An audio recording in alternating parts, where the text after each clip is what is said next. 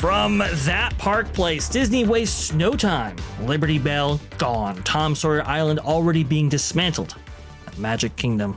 This July 7, 2025 by Marvin Montenaro. The demolition of Magic Kingdom's historic Frontierland area has officially begun. And Disney isn't wasting any time. Just hours after the July 6th closure of Tom Sawyer's Island, the Liberty Square Riverboat and Frontierland Railroad Station visible construction activity is now underway. What was once the peaceful rivers of America and the adventurous escape of Tom Sawyer's Island is now surrounded by construction walls, rolling planters, and security personnel. The area is fully closed to guests, with site prep activity already in motion. Before we get to that, though, I want to go ahead and just highlight how those final days actually went, because it was a very interesting series of events, I would say, because not only did you have many people, cast members, and people who could actually get in on those final days. I think it was Lorena who made a good point about that access. One of the reasons why they may have closed on this particular weekend is in order to take advantage of the fact that, well, pass holders, a lot of them are blocked out. So a lot of them, they couldn't actually ride this attraction in its very, very final days, which is extremely unfortunate. And I believe if you wanted to go on the Liberty Belle, they were handing out wristbands to that effect. I was seeing reports about that in order to manage the demand for the Liberty Belle, because we think of it as this big wedding cake on the river, right? They can just hold all kinds of people. No, there's a capacity there because it'll literally sink if you go over that. But we had some outpouring of a lot of support right there. As you can see, this video by Drew the Disney Dude. Wonderful stuff right there. We have Showcase of Wishes here, taking his final video of one of the final voyages through the weekend right there. Ivan coming in here. Ivan, actually from Park Hoppin'. Amazing channel right there with T3PO and Krista. Awesome stuff. It says right here, this landscape is very suitable for a 9-year-old, said some kid today at Tom Sawyer's Island. As I was vlogging Disney, your target audience has spoken. Tom Sawyer's Island is exploration, adventure, and even education at its most fun. Great stuff right there. Cast members waving from Walt Disney World Railroad train tonight. And it looks like, you can see right there, the blue shirts on there. That is fantastic to see. Denise from A Mouse Steps providing that one. And one final last voyage of the Liberty Belle, leaving the dock for the very last time. Oh, it was kind of heartbreaking for a lot of people on that last weekend. I mean, a lot of people actually came to me, after examining their social media accounts and seeing their feeds and saying, this day was really, really hard to take. Guys, your thoughts on the final day? The final day, you saw right there the outpouring of love and support that classic attractions and locations like this have. I've said it before, when a place is around for 50 plus years, it becomes a part of people's memories. It becomes a part of special moments. People probably propose to their wives there. People probably remember, fond memories with family members that have passed on, from those spaces. And it really put the park in theme park in a lot of ways. And even if Tom Sawyer Island was not, the premier destination it once was, even if people weren't going around to there all the time, it was still something pretty to look at. And that is the thing that you're going to be missing out with this. I mean, I was there yesterday. I went yesterday to see all of the cover up that they are now doing and the demolition that has started. So I saw kind of the aftermath of all of this. But I mean, the last day you just saw such an outpouring of genuine passion from Disney fans. And that's the thing that, I talk about a lot when it comes to the Disney parks, is that passion is missing now because there is no passion for anything anymore that Imagineering is currently doing.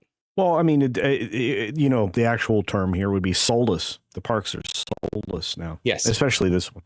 And again, I mean, you look at, the idiots in the orange vests there that are, on a boat that's, 3 foot of water, but they're not even that deep. But it's just, it's disappointing. Nobody likes the Imagineers anymore. They're actually disdained by a lot of us who used to be enormous fans, all for a terrible looking and sounding piece of garbage attraction that has a ride system that doesn't work great outdoors.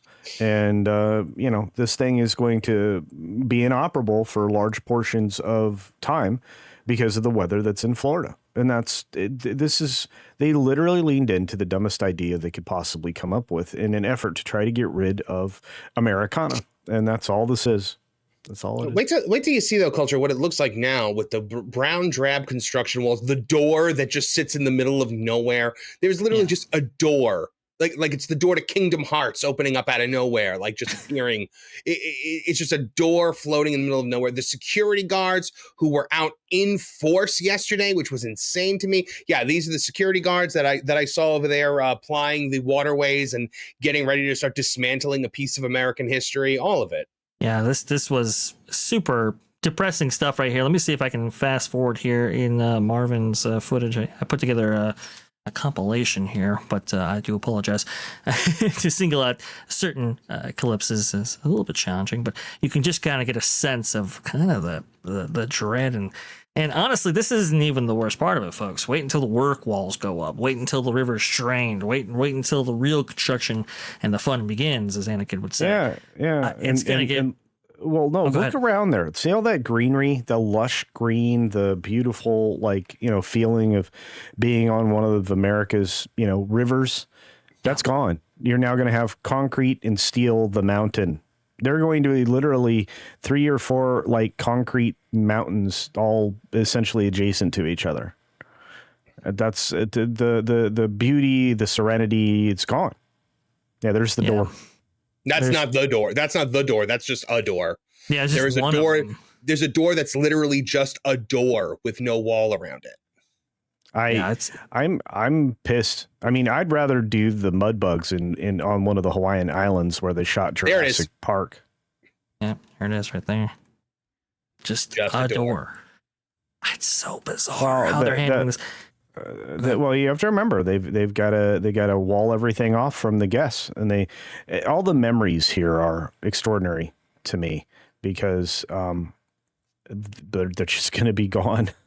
Nobody will be able to recreate those moments with the next generation, so that you can have an RTV. You saw the security guard there as well. They were all over that entire area, that walkway, that path between Liberty Square and Frontierland. Just probably at least 4 or 5 security guards there. I don't know why. I'm thinking maybe because the construction walls here are just kind of like in the middle of nowhere. They're just kind of doors. It's very easy to get around. So maybe they were guarding that. I'm not sure, but they were everywhere, man. Yeah, I was examining your footage, Marvin, and I was like, wow, this is some really unusual ops right here. And I will say, like the article pointed out, wasted no time indeed. Literally the next day, this was the update from the Disney, I guess the Experiences app, I guess is what they call it out there, Walt Disney World. You can see right here, the Rivers of America has already been erased from the Walt Disney World application. It's just like it never existed. They also updated the maps as well. Mm-hmm. You can see right there, big hole right on the west side of Magic Kingdom and Frontierland's attractions roster. Looking a little short right there. And speaking of attraction rosters, I want to go in and just go through the list of everything that we've lost roughly within the last 10 years or so. Splash Mountain, The Great Movie Ride, Rivers of America, Tom Sawyer's Island, Muppet Vision 3D, The Great Movie Ride, Ellen's Energy Adventure, Maelstrom Wishes, Liberty Square Riverboat, Backlot Tour, Stitch's Great Escape, Fossil Fun Games, Lights Motor Action Stunt Show, It's Tough to Be a Bug, Illuminations, Reflections of Earth, Streets of America, Rock and Roller Coaster, Honey I Shrunk the Kids, Movie Set Adventure, and Snow White's Scary Adventures. At what point is it just a different place, Culture? Well, we're there, and we're now well beyond that. And look, they've also created loops of no opportunity because of how they've been developing the land, and because they're so landlocked into the existing parcels and stuff. Right? There was no need to do this, to destroy this, none whatsoever. Outside of the maintenance that is required in the operations of these boats and everything else, you're going to lose at least 3 attractions for 1. So you are having 2 losses for 1 item, which is stupid. I mean, Tom Sawyer's Island is a fun little adventure for, a certain age range of kids. Not everything has to be a roller coaster or a thrill ride. And so you're taking a nice serene voyage around this river, and you are replacing it with loud, noisy, Cars ride that again, will have to stop whenever there's any kind of weather. You know what? I take exception with people that are calling this Cars Land, because it's not based on cars. It's based on planes, fire, and rescue. Yes. It's Planes Land, featuring some cars. Like, I don't know if Lightning McQueen and Mater are even going to be there. It's just this location is based on one of the worst failed movies, like it's a attempted spinoff, and it just, nonsense. I do agree with that. Also, too, some people coming here with the memes, of course, as apropos. And you look at some of this stuff and you go, wow, all of this empty space, a half-moon railroad track. This is a picture that represents a company that truly has lost its way. And for all the people saying, I saw this commentary out there, well, it's got to be good. Look at what it's replacing. It has to be good culture. Marvin, it has to be good. It is not. I do remember that commentary associated with another attraction, that being Splash Mountain right there. I remember what Carmen Smith, the Senior Vice President of Parks, Experiences, and Projects, actually said to, I believe, people or a crowd that people were actually covering at the time. Asked by one attendee if they feel the pressure of replacing such an iconic piece of the theme parks, says every day. Oh, every day. Is that why we went from this to this? Is that the pressure right there? There is really no indication. My point here, there's no indication that Imagineering will be able to replace these iconic, beloved pieces of Walt Disney World in a manner that is satisfactory to those that knew what came before. See, that's the thing about all this, is that we just haven't seen the work output to give, I think, a lot of us the trust that we used to have in Imagineering when it came to these projects, whether it's the entrance of Epcot, for example, or Splash Mountain becoming Tiana's Bayou Adventure, or the myriad of other projects that we've seen them handle over the last 5 years or so. The real craftsmen, the real people that actually took these projects and had some care and love for what came before and imbued their new attractions with that and more. Unfortunately, those people are no longer there, and it's really unfortunate.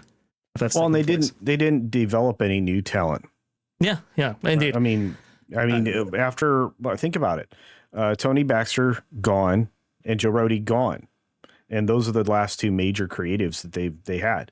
You can't call Bruce Vaughn a creative because he really didn't have much going on in that realm. He was a good people manager, situation manager, perhaps. I don't have fond memories of him, but losing those two names specifically put a giant deficit in Imagineering with no seeming replacements in sight. And, Chiquita Banana is not really done anything positive without Joe Rohde. They were a pretty good team together, but, once they went political and they let the politics of the evil people, prevail, they lost anything they had going for them in the future. I really don't like feeling this down about Disney, but they've given me no choice. They've given no one any choice on this. This is, it's unforgivable what they've done. It is. I said this to Pro when we did our video on it, is that, it's the quote that I always bring up from Age of Ultron, where it's Ultron does not know the difference between saving the world and destroying it.